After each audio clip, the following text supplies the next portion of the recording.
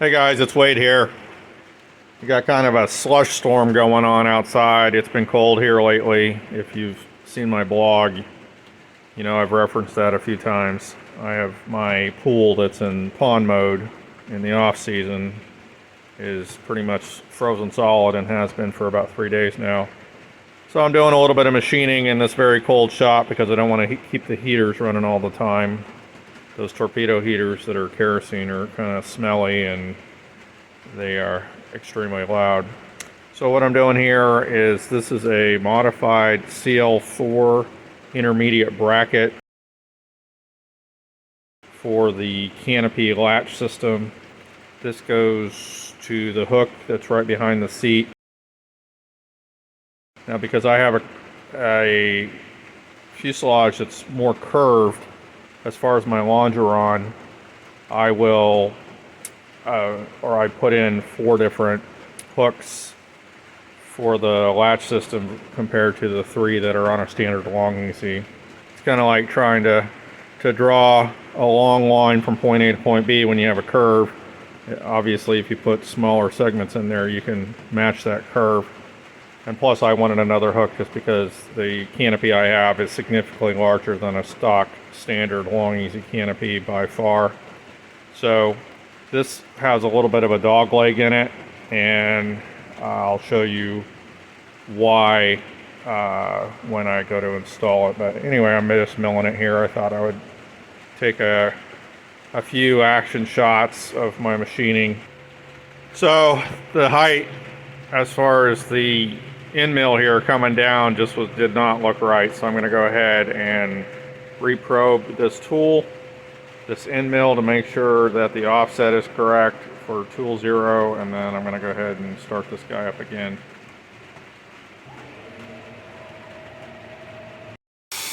Okay, this looks much better.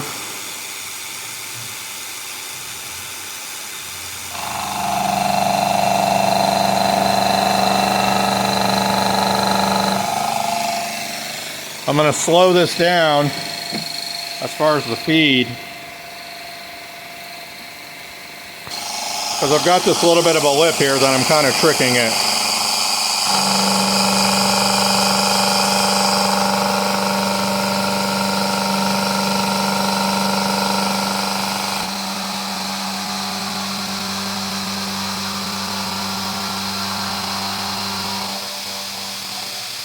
I've set it to take about 20 thousandths off.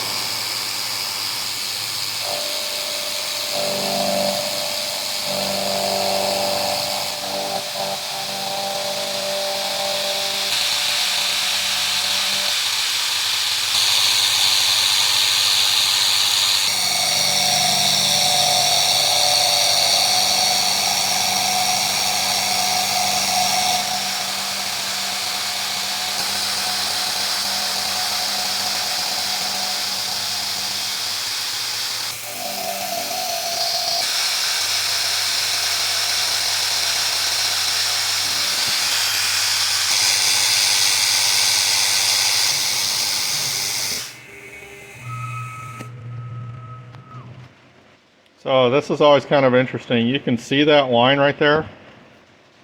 Some of it, I guess, was the fluid. But that thing is silky, silky smooth, and I cannot detect any line whatsoever. So I just drilled this hole out right here. This will get tapped and threaded with a 1/4 inch. I think it's 1/4 inch by 20 threads. But I'm going to flip this over, and because of the way this is going to be offset, and the hole is going to basically be straight off of this hole here, obviously when I flip this over, that'll put that hole on the other side. So I'm going to have to set this up to drill the hole on the back side when I flip this over.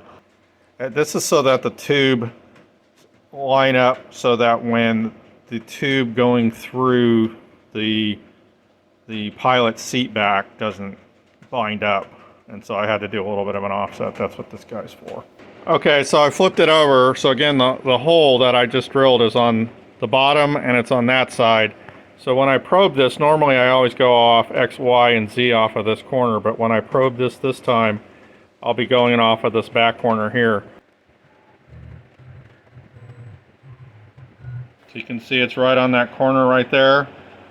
That's X0, Y0, and Z at 50 thousandths since it's hovering right above. We'll accept it on here. And then we'll send this up so we can switch the tool out. Here's what I'll be using. I'll be using a hole starter here and then about a 3/16 inch drill bit.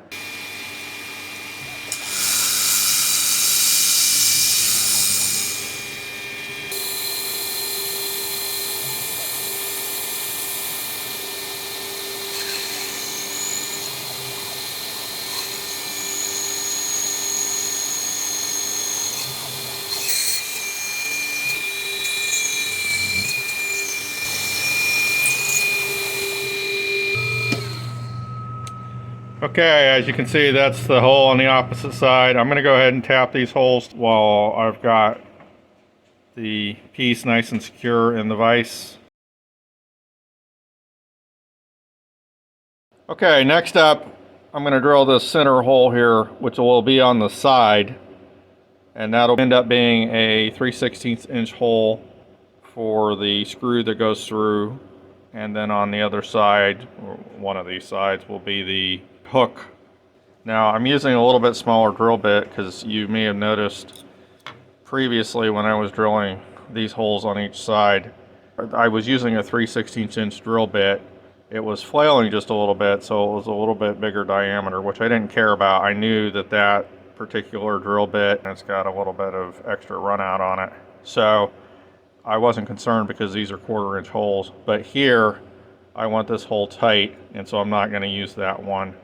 I'm being a little bit lazy because every time I swap out a drill bit in one of these, I have to put all the data and information into Fusion 360. So I'm just going to use, this is a right under 150 thousandths, I think 0.144. So this is good enough to get that hole initially drilled, and then I'll just drill it out either on the drill press or by hand. So we're going to use this guy. All right, we're going to find our X, Y, and 0 right now, probe for that. Got our corner, X, Y, and Z.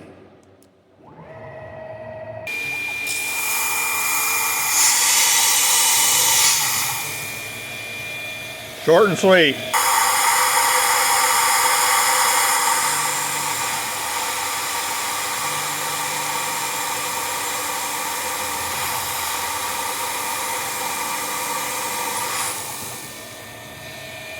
Okay, so here's our nice clean hole right there in the center.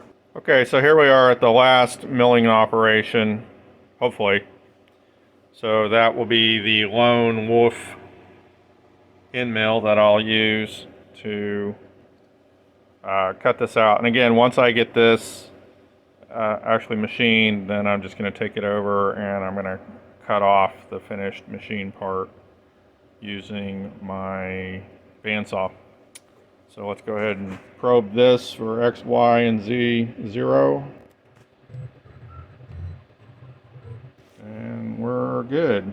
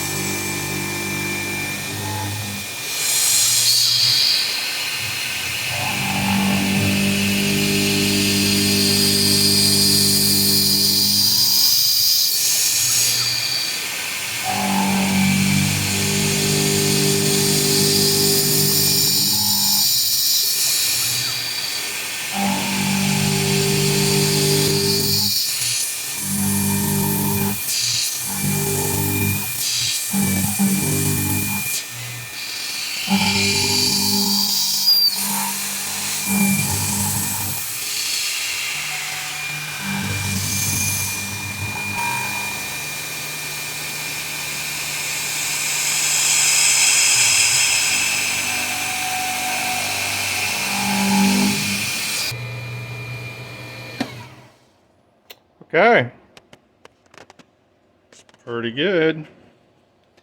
Obviously, with this piece being so tall, and I expected it, there was a little bit of chatter. You can see it like right there. I can feel it. So I'll just smooth that up with some high grit sandpaper. I can feel a little bit right there. But the main thing, I can even feel a little bit on the back. Because clearly, again, with this thing so tall, it's not getting exactly the tool pressure that it wants to get. But I mainly wanted the general shape. This is close enough. And then again, I'll just smooth this out with some fine sandpaper. And after I cut it right along there. Now I did add 30 thousandths on the depth, which would be the height, like it is sitting here, because this is how it's going to sit. So I did make this again 30 thousandths deep, more deeper, so that I could allow for the kerf width of the blade as I cut this off. So that's it for the machining. Okay guys, so here we have it. The finished modified C4. I kind of commingled the nomenclatures on these parts earlier. I called it the CL4, but it's the C4 as per plans. Here's a anodized version of the plans, C4, and then again I had to put that dog leg in the middle so that essentially I could line up the hook down the center line of the rod on each side. And to be clear, again, that is to eliminate the binding that I was getting of the rod going forward into the seat back.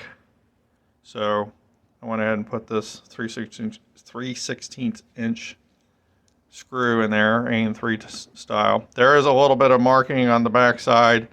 My blade was dull on my bandsaw, and I kind of forced it a little bit. You can see a couple of marks there, but I'm not too concerned about it. This thing will sit like this, and although this is anodized as far as the original type C4, I'm not going to anodize this, but I will probably paint it black and heat it just so that everything else in the entire Canopy latch system is an anodized or painted black. So anyway, so that is it. I have not tapped this side.